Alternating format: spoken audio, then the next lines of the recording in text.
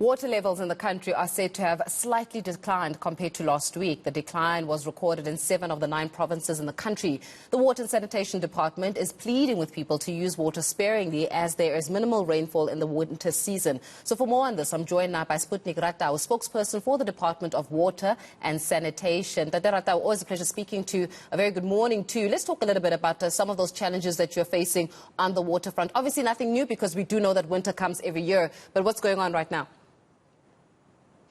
Yes, good morning, Ms. Mamope, and thanks for the opportunity. It is true, we are heading into the less rainfall or even no rainfall kind of season in the winter for most of our provinces, especially the inland provinces. And therefore, we do expect there will be a decline in our dam levels going forward from this month. But it's something that we are saying we do have quite sufficient water in the meantime. It can take us through until the next rainy season, but obviously a bit of responsibility would be required for us to be able to actually go through this period. If we can be able to manage our demand, then we will be comfortably through the winter season. Yeah, I mean, managing demand also comes in, Tate Ratau, with being able to manage the infrastructure, right? You and I have had countless conversations around how the infrastructure, the water infrastructure in this country is failing our people. And it took a flood for us to see a situation where we're currently seeing in KZN, for example, in some areas where they were without water, no electricity, but let's focus on this, they were without water because of the infrastructure that was absolutely poor. When are we going to come to a place where we actually have active action when it comes to infrastructure? Or are your guys' hands tied simply because of the incompetencies of municipalities? In fact, we are getting around that issue, and based on what we have been able to do going through each of the provinces and looking at the specifics within those provinces, we do have the commonality, as you correctly put it, of the infrastructure that is either failing because of lack of maintenance and so on. But what we have agreed with municipalities, with COGTA, with National Treasury as well, is that we need to look at a holistic look at the infrastructure matter. It is not sufficient for us, it is not enough for us to say on the bulk side we are comfortable, we can be able to provide the bulk. But if that bulk doesn't work together with the reticulation, as you correctly put it, then we are not going anywhere. So the issue of the actual amount of money that needs to be set aside per local municipality, and we are hoping and we believe that the district development model will actually help us to quickly get through that, because we are going to be able to bring resources together, not just finance, but technical as well, including, by the way, agreements with the private sector to bring in that capacity from there, so that the actual O&M can be able, operations and maintenance can be at a high level, better than where we are right now. Yeah, and the unfortunate part is that we've been through this before, where we saw the allocation of resources, media briefings were held. I remember a time when South Africa was confronted with droughts, that we had to have stringent media briefings about how we need to actually start honing in terms of how the picture and the integrated value of our water system actually needs to change. It's 2022, we're still having the same conversations around we need to, we hope to. What needs to be done? Is it that municipalities have got people that do not know what they're doing? So every time you guys try to allocate resources and the like, it comes back to you and money comes back to you simply because they don't know how to use that money efficiently. Is it a local government issue? Is it a national issue? Is it a problem with corruption, people seeking to steal money as opposed to use money for infrastructure change? If we had to really do an assessment of what is happening within our water system, who's the culprit here in ensuring that we don't have a correct, efficient working system in this country? When we get to the nub of it, it is a combination of all of those things, where we do not have sufficient capacity in the first place to spend, maybe not even before we get to the capacity to do operations and maintenance, the capacity to spend that money. And that is why the issue of money that gets returned to National Treasury at the end of each financial year, whether of national departments at the end of March or of local government at the end of July, that has been a bugbear. And therefore, the first thing that we have agreed is that we need to heighten the capacity at local level in terms of CFOs, in terms of technicalities around expenditure. Secondly, we have to bring in that capacity as a department, working together with the Municipal Infrastructure Support Agency from COGTA. We are saying we are putting, actually, we've gone beyond needing to.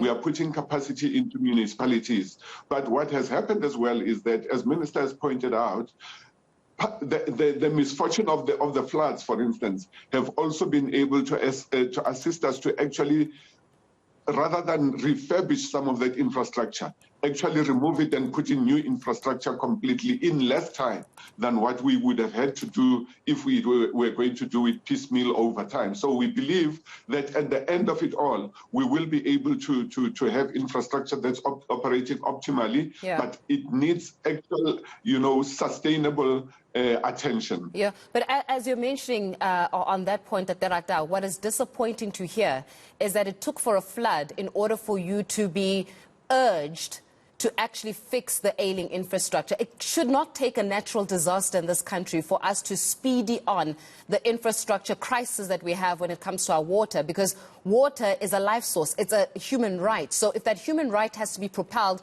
by a natural disaster, it says something about the types of people that we're working with within the department as well. It's not something that we praise. It's something that we can actually shun upon. So then in that case, you're saying that how long is it going to take for some of this infrastructure actually to come to a place where we see it running efficiently? We cannot wait for another natural disaster before we say, you know what, we've now been urged. Yes, you've been urged and propelled, but you've been urged and propelled by an act of God, not because the department has been willing and able to come to the fold with finding solutions, tangible solutions, that is. In fact, the misfortune happened when they were already particular actions put in place based on the outcomes of the Water and Sanitation Summit that we held on the 18th and 19th of February already. And the kind of outcomes from there are what is actually ahead of what came out of the act of God that we could not help. But we are already there on a 3-month basis since February.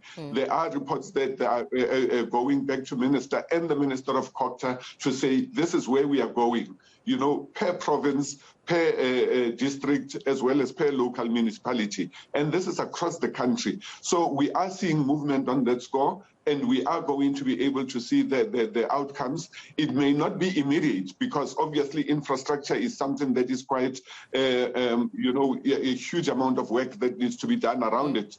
But that kind of activity is already underway. Yeah, what does it mean? It's not going to be immediate. How long are we talking here?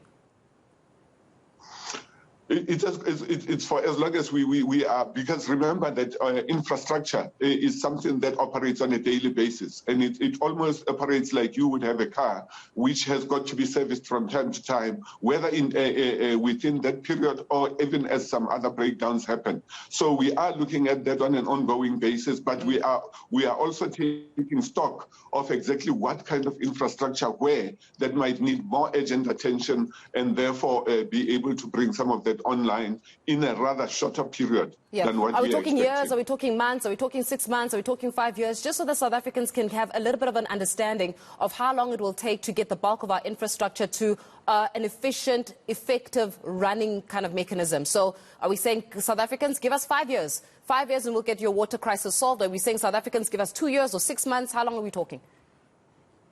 You must remember, Faith, that part of these issues are happening even as that operation and maintenance is continuing on a daily basis. Because remember that even as things happen, we continue to refurbish, we continue to renew, we continue to develop new infrastructure. So it's an ongoing matter that resolves as time goes on. It's not a matter of 2 years, 5 years, and so on. Obviously, when you look at what we are looking at, we do have backlog already that is there. there. And therefore, it is a parallel process of where is the backlog, but where can we be able to do the right things immediately and do them as quickly as possible. So that those are parallel activities that are going to be on an ongoing basis. It's difficult to say 2 years, 5 years, because some of them will be happening in the shorter term. Got you. We'll leave it there. And Ratau, Sputnik Ratau, the spokesperson for the Department of Water and Sanitation, is still